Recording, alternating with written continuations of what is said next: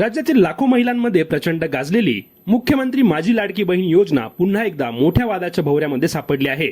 E-KYC पडताळणीच्या नावाखाली तब्बल 81 लाख महिलांची नावे लाभार्थी यादीमधून वगळण्यात आल्याची माहिती समोर आल्यानंतर राज्यातील राजकारण चांगलंच तापले आहे।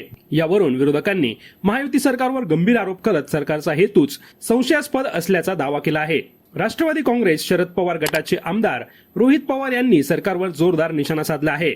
रोहित पवार यांनी सोशल मीडियावर केलेल्या एका पोस्टमध्ये म्हटलं आहे की केवायसी हा केवळ एक बहाणा आहे। लाभार्थी महिलांची संख्या टप्प्याटप्प्याने कमी करून अखेरीस योजना बंद करण्याचा सरकारचा छुपा अजेंडा असू शकतो, असा आरोप रोहित पवार यांनी केला आहे। निवडणुकीपूर्वी या योजनेचे जवळपास 2,47,00,000 लाभार्थी असल्याचं सांगण्यात आलं होतं। मात्र आता त्यापैकी तब्बल 81 लाख महिलांची नावे यादीमधून वगळल्याचा आरोप त्यांनी केला आहे।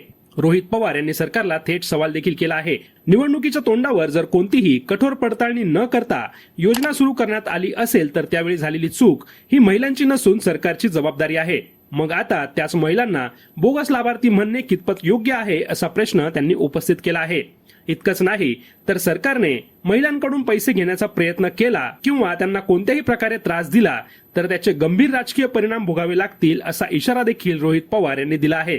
सरकारला जर आर्थिक नुकसान भरून काढायचे असेल तर त्यासाठी मंत्री आणि संबंधित अधिकाऱ्यांना जबाबदार धरावे, सामान्य महिलांना नाही, असं रोहित पवार यांनी सांगितलं आहे।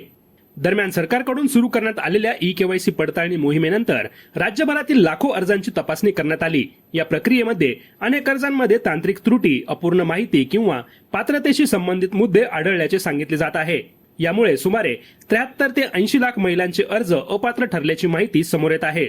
मात्र दुसरीकडे सरकारकडून अद्याप या आरोपांवर सविस्तर प्रतिक्रिया देण्यात आलेली नाही। सरकारचं म्हणणं आहे की पात्र लाभार्थ्यांनाच योजनेचा लाभ मिळावा यासाठी पडताळणी प्रक्रिया आवश्यक आहे। त्यामुळे अपात्र लाभार्थी वगळण्याचं काम नियमानुसार सुरू असल्याचं सरकारचं मत आहे। या संपूर्ण प्रकरणाबद्दल तुमचं नेमकी मत काय?